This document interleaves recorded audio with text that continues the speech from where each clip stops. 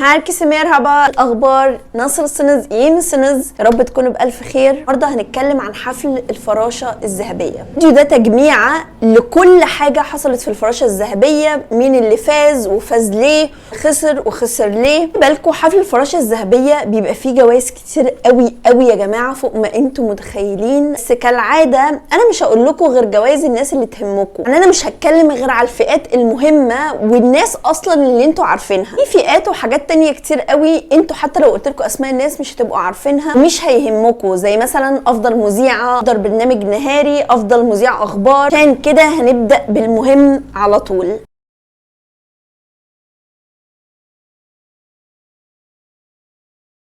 بس قبل ما نبدا انا محتاجه اقف معاكم وقفه، اقول لكم اشتركوا في القناه، يعني اشتركوا في القناه، يعني اشتركوا في القناه. انتوا بتتفرجوا على فيديوهاتي وما بتشتركوش في القناه بتاعتي صغيره ومحتاجه تكبر، مش مهتمين، خلاص مش هقدر اجبركم على حاجه. خلونا نبدا. اهم فئه اللي انا كنت مستنياها واللي كنت متوقعاها، انا ملكه التوقعات على فكره، قبل الحفله بساعتين في المكان التاني عن التوقعات بتاعت مين ممكن يكسب، مش حتى اللي انا عاوزاه يكسب، لكن الممثل اللي انا قلت عليه كان هو الشخص اللي انا عاوزاه يكسب واللي كنت متاكده انه هيكسب. فئه افضل ممثل للموسم ده فاز بيها مارت، بطل البرامج الحمراء. طبعا في ناس كتير ما عجبهاش الكلام ده، وحتى لما نزلت فيديو في المكان التاني ناس كتير اعترضت ولا وفي افضل. دي الحته اللي احنا هنتخانق فيها مع بعض. انا حاسه ان اي حد قال ان مارت ما يستاهلش ياخد الجايزه هو اصلا ما شافش المسلسل.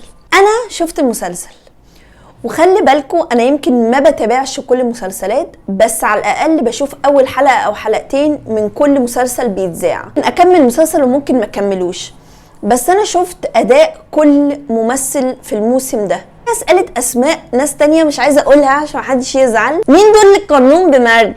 يا جماعه الراجل عمل شخصيه الرجل المتدين بطريقه مش طبيعيه. صعب قوي ان اي ممثل تركي كمان عنده خلفيه علمانيه ان هو يمثله. مش بس قام بدور صعب، هو كمان خلق شخصيه جديده خالص عليه. اللي اتفرج على اي مسلسل مارت كان فيه قبل كده لو اتفرج على المسلسل ده هيقول ان هو شخص تاني مش هو. قد ايه فعلا هيصدق الشخصيه وقد ايه فعلا هيحب رجل الدين من خلاله. احترامي لكل ممثل انتوا قلتوا اسمه، وانا عارفه ان في ممثل او ممثلين بيتكرروا كتير، دول عملوا شخصيه ممكن تكون حلوه، بس شخصية انتوا اكيد شفتوها مليون مرة في الدراما قبل كده. شخصية مارت في البرامج الحمراء شخصية مميزة ما اتعملتش قبل كده، فمليون في المية مارت كان يستحق جايزة افضل ممثل للموسم ده. فئة افضل ممثلة انا توقعت برضو بيها، قلت ان هي اللي هتاخدها. وقفت دلوقتي مسلسل بهار ما بقيتش بتابعه،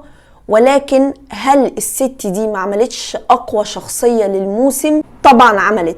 هل الست دي ما كانتش افضل ممثله للموسم ده؟ لا فعلا كانت افضل ممثله للموسم ده. لكم ليه الست دي ما عملتش شخصيه البنت الكيوت، البنت اللي بتحب، البنت اللي بتنجرح؟ الست دي عملت شخصيه ربة المنزل اللي مبهدله في شكلها، من غير ميك اب، من غير ما تكون عامله حاجه في وشها، لبسها طبيعي، شكلها طبيعي، واتقنت الدور مليون في المية. برضو انا حاسه ان كل اللي قال اسماء تانية هو ما شافش مسلسل بهار وما شافش الست دي اتقنت الدور بجد ازاي. ودي فعلا اقنعتني ان هي ست بسيطه مقوره غلبانه. انا لو بصيت وقارنتها باي ممثله تانية موجوده، لا اكيد هختارها هي تكون رقم واحد. خليني بقى اتكلم عن الفئه اللي انا ممكن اكون مدياكوا الحق فيها وانا معاكوا فيها. فئة افضل مسلسل. انجي تانيلاري حبات اللؤلؤ فاز بجائزة افضل مسلسل للموسم. هل يا امنية هو فعلا افضل مسلسل؟ اكيد لا. في مسلسلات كتيرة قوية جدا بالنسبة لي احسن بكتير من المسلسل ده، ولكن بس احنا مش عايزين نفضل نقول ان هي كوسة ومش كوسة وبتاع. بس انا هقول لكم المسلسل ده ليه كسب وهفهمكم ان هي مش كوسة فعلا. المسلسل ده كان مسلسل لممثل وكاتب كبير قوي في تركيا. الراجل ده كان بقاله 10 سنين ما مثلش وما كتبش مسلسل. الناس كانت بتحب الراجل ده قوي، فالراجل ده لما رجع وعمل مسلسل. فعلا يا جماعة المسلسل على ارض الواقع كان ليه شعبية مش طبيعية، حتى لو انتوا كنتوا شايفينه مش كل حلقة بيجيب اعلى ريت، ولكن هو كان على ارض الواقع ليه جماهيرية مش طبيعية بسبب الممثل ده. مسلسل فعلا من وجهة نظرهم هو يفوز بافضل مسلسل. فئة افضل مسلسل كوميدي، انا ما كنتش عايزة اتكلم عنها لان انتوا ما تعرفوش المسلسل لان هو ما ترجمش للعربي اعتقد في اي موقع. هو مسلسل برنس، ده كان افضل مسلسل كوميدي للموسم. انا بقى اتفرجت عليه، لكن تقل دم مفيش بعد كده، مفيش ريحه الكوميديا. يعني انا معرفش هم ادوهوله عشان هو تقريبا يعتبر المسلسل الكوميدي الوحيد اللي كان موجود. هو مش رومانتك كوميدي، خلي بالكوا زي المسلسلات الصيفيه، هو مسلسل كوميدي بحت. هو ما كانش فيه ريحه الكوميديا. السخريه بقى ان البطل اصلا بتاع المسلسل فاز بافضل ممثل كوميدي. يعني انا ما شفتش الكوميديا بصراحه، الراجل دمه يلطش والمسلسل سخيف. لو في كوسه يبقى هي الكوسه هنا بالظبط. طبعا في فئه افضل مسلسل ديجيتال، يعني المسلسل اللي كان بيتذاع على بلاتفورم خاصه زي نتفليكس او كده، فاز بيه مسلسل شخصيات الشخصيه. هو مسلسل برضو اتعرض على المواقع الخاصه، مسلسلات اقوى منه بكتير، مسلسل سخيف جدا. اتفرجت عليه وما عندوش شخصيه، مسلسل اسمه الشخصيه بس هو مسلسل ملوش شخصيه، فبرضه ما حبيتهوش، ما اعرفش ليه فاز باحسن مسلسل. مع ان السنه دي بجد كان في كذا مسلسل على نتفليكس تركي كانوا بجد اقوياء جدا، كانوا يستاهلوا الجايزه دي. ما اعرفش المسلسل ده خدها على اي اساس، هل دي الكوسه اللي بنتكلم عليها؟ ممكن الكوسه فعلا تبقى هنا. افضل اغنيه فازت بيها اغنيه اتيش دوشتم بتاعه مارت، الواد اللي كان مصاحب سيريناي بطله مسلسل عائله، بس دلوقتي طلع اشاعه ان هم انفصلوا عشان هو خانها. موضوع كبير يعني مش عايز ادخلكم في تفاصيل. في الاغنيه اللي هي اغنيه اتيش دوشتم يعني عشان ما دمرش الاغنيه، بس هي فعلا تستاهل افضل اغنيه. هل سمعتوا احلى منها؟ بيني وبينكم بقى انا ما بطيقش الاغنيه دي، اغنيه ناجحه ومشهوره والناس كلها بتحبها الا انا ما بحبش الاغنيه دي. طبعا برضو دايما في الفراشه الذهبيه بيبقى فيه جايزه للاطفال اللي بيمثلوا برضو في مسلسلات، ففاز بالجايزه المره دي الطفله ميليسا اللي بتمثل في مسلسل ليلى، وما اعتقدش في 2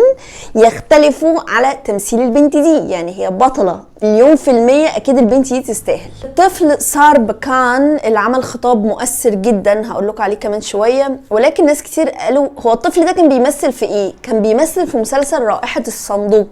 انتوا ازاي ما تعرفوش المسلسل ده؟ عمل دور حلو قوي فبرضه يستاهل الجايزه. بس الولد ده عمل ضجه من نوع اخر، طلع قال خطاب ما قالوش ناس كبيره. الخطاب ده كان بيتكلم على الاطفال، ان هو عايز الاطفال كلها تبقى مبسوطه، وان هو الاطفال وهي حزينه هو بيبقى حزين، هو نفسه يشوف الاطفال في العالم كلها مبسوطه. طبعا كان بيتكلم عن اطفال فلسطين. يجي لافضل كابل، افضل ثنائي، اللي هو ناس كتيره قوي اتخانقت على الموضوع ده. يعني كل الفئات اللي انا بكلمكم عليها كانت عادي، الا بقى الفئه دي اغلب الناس كانت عايزه يا اما ابطال الطائر الرفراف يا اما ابطال حب بلا حدود. انا كنت عايزه ابطال حب بلا حدود، انا بشوفهم كابل لذيذ ومحبوبين، بس الطائر الرفراف ارحمونا بقى يعني انتوا عايزين خناقه ارحمونا بقى، خلاص طائر الرفراف خلاص، هنفضل لغايه 2030 بنكرم الطائر الرفراف، ارجوكم كفايه الطائر الرفراف. مهم انا كنت متوقعه وكنت حابه ابطال حب بلا حدود الصراحه، بس هل يا جماعه ابطال مسلسل متوحش ما يستحقوش؟ والله يستحقوا. لا كيوت جدا بجد، حلوين جدا. يعني انا لو مثلا اي حد تاني كان خد الجايزه غيرهم لا كنت قلت ايه ده واتضايقت وبتاع، لا بجد العيال كيوت وحلوين ولذاذ جدا. ما اقدرش اقول لهم ما يستاهلوش الجايزه، لا يستاهلوا بصراحه، اهدوا يستاهلوا. انتوا عارفين ايه اللي يستاهل بجد؟ البراعم الحمراء. والله العظيم انا فخوره انا ما اعرفش، متحيزه للمسلسل ده جدا، ما يستاهلش التحيز، يستاهل بجد. انا فخوره بالمسلسل ده وابطال المسلسل خد 3 جوائز، وانا اشوف والله قليل عليه، كان المفروض ياخد اكتر. خد 3 جوائز، وخد افضل سيناريو وافضل مخرج، المخرج بتاعه خد افضل مخرج وخد افضل سيناريو، وما كانش هو هياخد افضل سيناريو مين اللي هياخد؟ المسلسل فاز ب3 جوائز، افضل ممثل، افضل مخرج، افضل سيناريو. يستاهل 10 من 10، ده احسن مهرجان، ده اكتر مهرجان كويس، ده اكتر مهرجان مش عايزه اقول لكم. خليني في الاخر بقى اقول لكم ان فعلا المهرجان ده ناس كتير قوي قوي بتقول هو المفروض تصويت جمهور، عشان تبقوا عارفين المهرجان ده بناء على تصويت الجمهور، الجمهور هو اللي بيقول. بس طبعا ناس كتيرة قوي حتى الاتراك نفسهم بيشككوا في نزاهة المهرجان ده، حتى في نجوم كتير قوي بترفض ان هي تروحه. على صعيد اخر في نجوم تانية تعتبر ان الجائزة دي كانها الاوسكار. بس احنا عامة ملناش دعوة، احنا بنتفرج وبنتبسط وبنشارك، لان احنا كمان ما بنعرفش نصوت. سيبكوا بقى انتوا تقولوا لي في التعليقات مين كان افضل حد في كل فئة من وجهة نظركم، كنتوا شايفين مين اللي يستحق يفوز بالجائزة دي. حاجة ما تنسوش بس تشتركوا في القناة، تشتركوا في القناة، تشتركوا في القناة. وكدار دلوقتي اقول لكم ايه، هادي جريشرز.